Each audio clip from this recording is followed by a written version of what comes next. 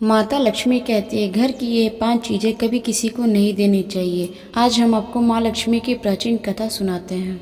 इसके माध्यम से आपको पता चल जाएगा स्त्री को कौन सी वो चीजें हैं जो कभी किसी को नहीं देनी चाहिए। जो भी स्त्री ये चीजें दूसरों को दे देती है, माँ लक्ष्मी उसके घर से रुष्ट हो जाती है।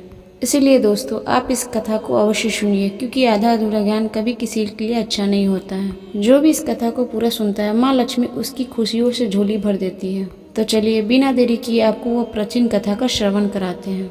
दोस्तों, पूर्व काल की बात है। मध्य नगरी में एक अत्यंत ही शोभा नगरी थी। उस नगरी में एक सुकन्या नाम की स्त्री अपने पति और सास ससुर के साथ रहा करती थी। सुकन्या एक पतिव्रता नारी थी जो सत्य धर्म का पालन करने वाली थी और साथ ही गृह कार्य में निपुण थी। सुकन्या का स्वभाव अत्यंत ही दयालु था। वो सदैव ही दूसरों की सहायता किया करती थी। सुकन्या का पति संजय एक वैश्य था। उसकी एक अनाज की दुकान थी। वह बाजार में लोगों को उसकी जरूरत की चीजें बेचा करता था। सुकन्या अपने पति से बहुत ही अधिक प्रेम करती थी। वह अपने पति को परमेश्वर मानकर सेवा करती थी। सुकन्या नित्य दिन पति से पहले जागती थी, अपने आंगन को स्वच्छ करती थी, फिर रंगोली बनाकर आंगन की सजावट करती थी। उसके बाद अपने घर को स्वच्छ करती, फिर स्नान आदि कार्य को करती और फिर तुलसी को जल देकर देवी देवताओं का पूजन करती थी। इस प्रकार से रोज अपने नित्य दिन के कर्म किया करती थी। सुकन्या ने कभी किसी का अनादर नहीं किया, न ही कभी किसी से ऊंची आवाज में बात की। सभी के साथ मधुर वाणी में वार्तालाप करती थी। सभी लोग सुकन्या को देख के कहा करते थे, ये तो साक्षात लक्ष्मी का रूप है। यह अपने परिवार का कितने अच्छे से ख्याल रखती है। इसके अलावा सुकन्या दान धर्म करते समय कभी अपने हाथ को पीछे नहीं खींचती थी, हमेशा दान पुण्य किया करती थी। उसके द्वार पर जो कोई भी याचक आता उसको बिना दान दिए नहीं भेजती थी।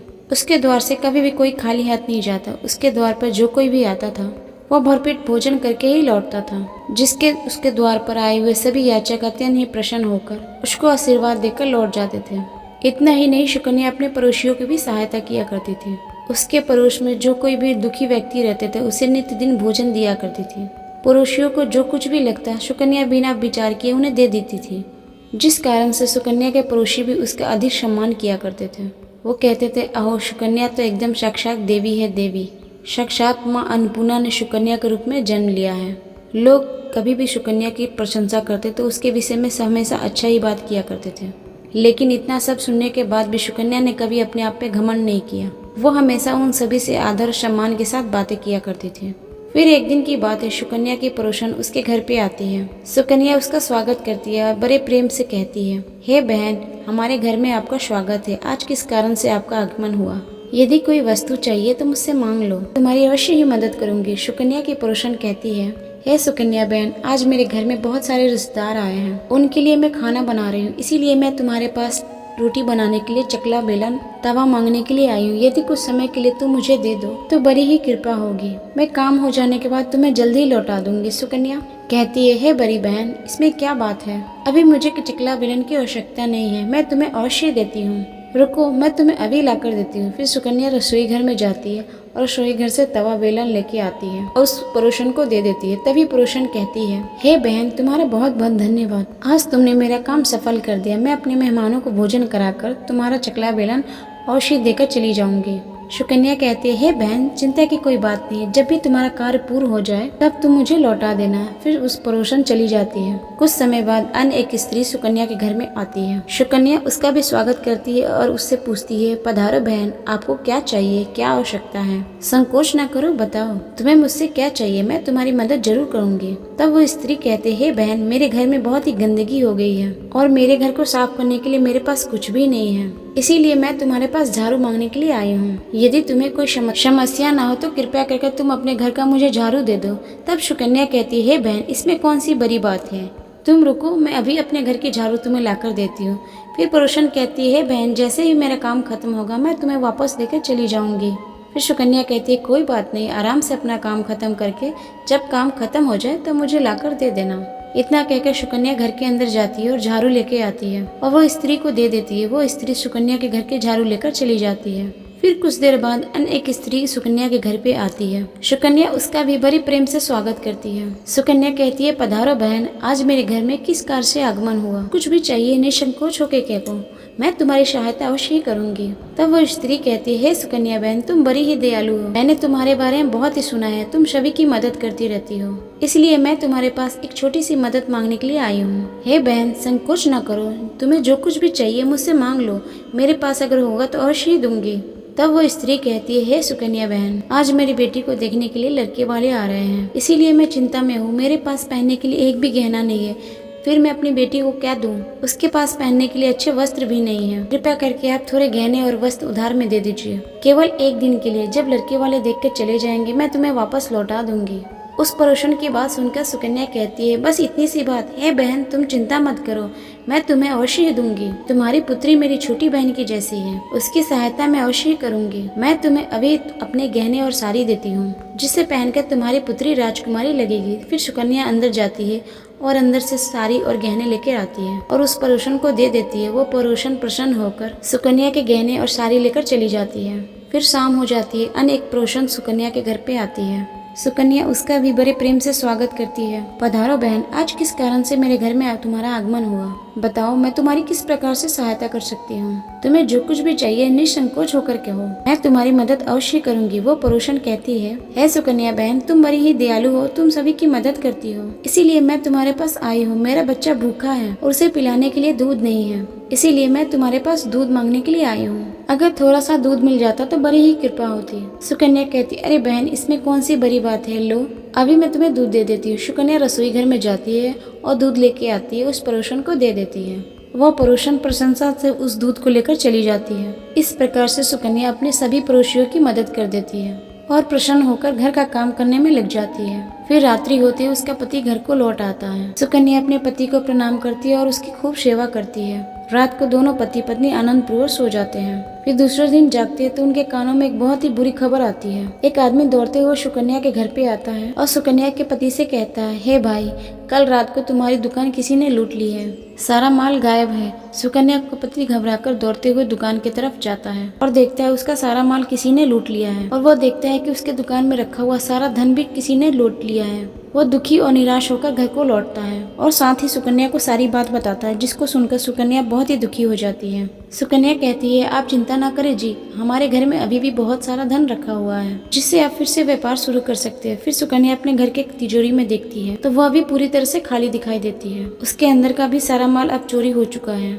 यह देखकर सुकन्या बहुत ही दुखी हो जाती है। उसे समझ नहीं आता ये कैसे हुआ। सुकन्या का पति उस पर बहुत ही क्रोधित हो जाता है और कहता है, सुकन्या सच सच बताओ, हमारे घर का रखा हुआ सारा पैसा कहाँ गया? सुकन्या कहती है, स्वामी मैं घर पे ही थी, हमारा घर का सारा धन तिजोरी में ही था, किसने इसे चुरा लिया पता नहीं, कृपया करके आप शांत हो जाएं, हम कोई ना कोई उपाय जरूर ढूंढ लेंगे। सुकन्या का पति कहता है, ये जो तुम दूसरे लोगों को घर पे बुलाकर खिलाती हो, अनजान लोगों को घर में बुलाती हो, उसी का फल है ये। उन्हीं में से किसी ने हमारे घर का सारा धन चुरा लिया है। क्रोध में आकर सुकन्या का पति उसे भला बुरा कहता है। सुकन्या की सास भी उसे बहुत कोसती है और कहती है, तुम इस पड़ोसियों को सारा धन देती रहती हो, बिना सोचे सबका मदद किया करती हो, उन्हीं में से किसी ने सारा पैसा चुरा लिया है। सभी लोग सुकन्या को भला बुरा कहने लगते हैं और फिर सुकन्या अपने पति को दिलासा देती है और कहती है, हे नाथ, मैंने अपने कुछ गहने अपने पड़ोसन को दिए हैं, मैं उसके पास से गहने लेकर वापस आती हूँ। फिर सुकन्या उस गरीब पड़ोसन के घर पे जाती है तो देखती है उसके घर पे कोई नहीं होता। वो स्त्री भी घर छोड़कर सुकन्या के गहने लेकर भाग गई होती है। सुकन्या निराश होकर घर पे लौटती है और अपने पति को सारा बात बता देती है। सुकन्या का पति यह सुनकर आग बबूला हो जाता है। तो सुकन्या को भला बुला कहने लगता है और कहता है, सुकन्या तुम बड़ी ही मूर्ख हो, तुम्हारे ही कारण हमारा सारा धन और वैभव चला गया।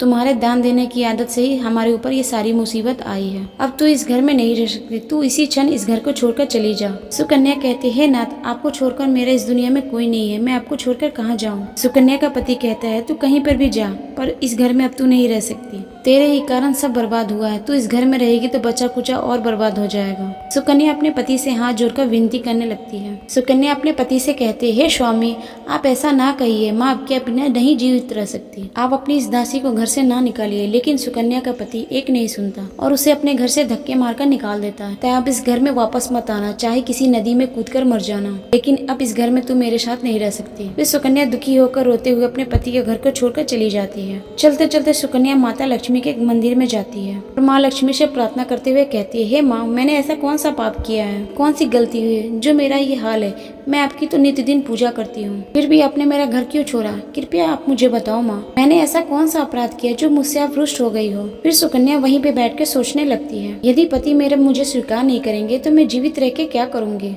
यदि मेरे ही कारण मेरे पति की दुर्दशा हुई है तो मुझे जीवित रखने का कोई अधिकार नहीं। इतना सोचकर सुकन्या अपने प्राण देने के लिए नदी की ओर जाने लगती है। नदी के पास जाकर सुकन्या माता लक्ष्मी से प्रार्थना करती है, हे माँ लक्ष्मी, अब मैं अपने प्राण देने जा रही हूँ। यदि मेरे द्वारा तुम्हारी पूजा में कोई भी कमी रह गई हो तो मुझे माफ करना। मैं अपने पति के बगैर जीवित नहीं रह सकती, इसीलिए अब मैं नदी में कूदकर अपने प्राण त्याग दूंगी।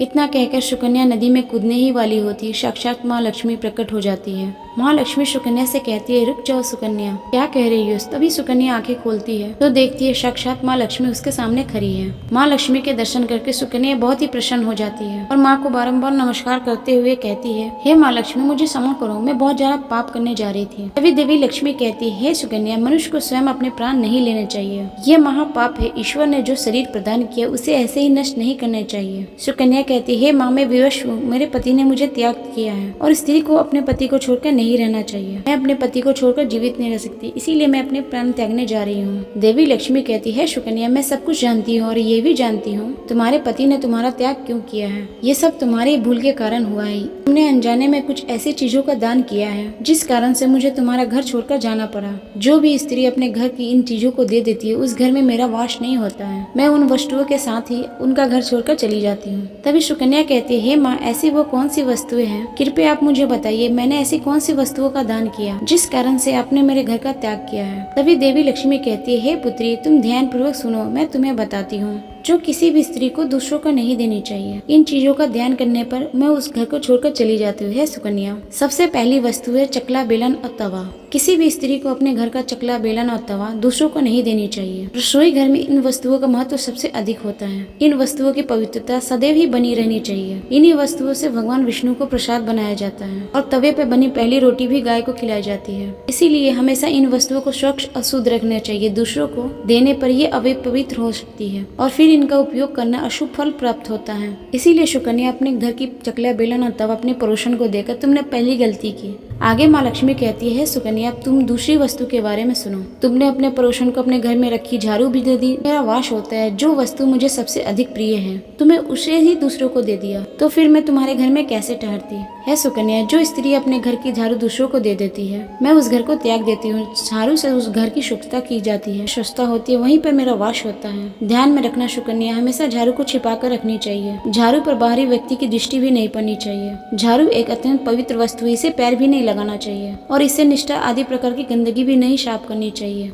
माँ लक्ष्मी कहती है, सुकन्या, अब तुम तीसरी वस्तु के बारे में सुनो जो कभी भी दूसरों को नहीं देनी चाहिए। वो वस्तु है आभूषण।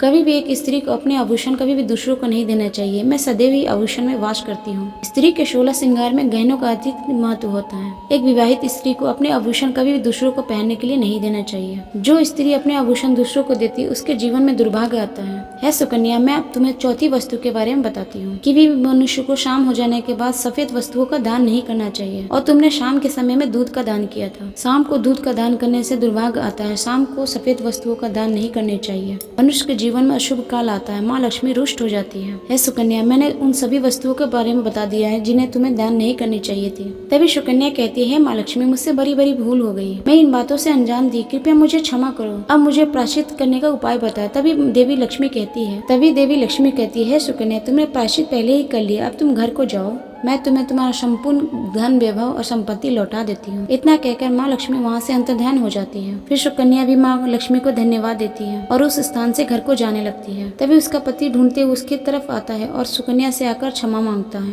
और सुकन्या से कहता है, सुकन्या, मुझे माफ कर दो। मैंने तुम्हें बहुत ही भला बुरा कहा। तुम तो साक्षात देवी लक्ष्मी के समान हो। माँ लक्ष्मी की कृपा से हमें सारा धन, वैभव वापस मिल गया है। जिन लोगों ने हमारा धन लूटा था उन सभी ने हमारा धन लौटा दिया और इतना ही नहीं, तुम्हारा नाम लेते हुए क्षमा भी मांगी है। इतना सुनकर सुकन्या बहुत ही प्रसन्न होती है और अपने पति के साथ घर को लौट जाती है और माँ लक्ष्मी की कृपा से उसके घर में सुख, समृद्धि और वैभव आती है। और फिर उसके बाद से सुकन्या ये 4 चीजें कभी किसी को नहीं देती। तो दोस्तों, उम्मीद है आपको यह कहानी बहुत ही पसंद आई। वीडियो को लाइक करें और कमेंट्स बॉक्स में जय माँ लक्ष्मी जरूर लिखें। फिर मिलते हैं आपके चैनल रीता विभक्ति में नए वीडियो में नए विषय के साथ। नमस्कार।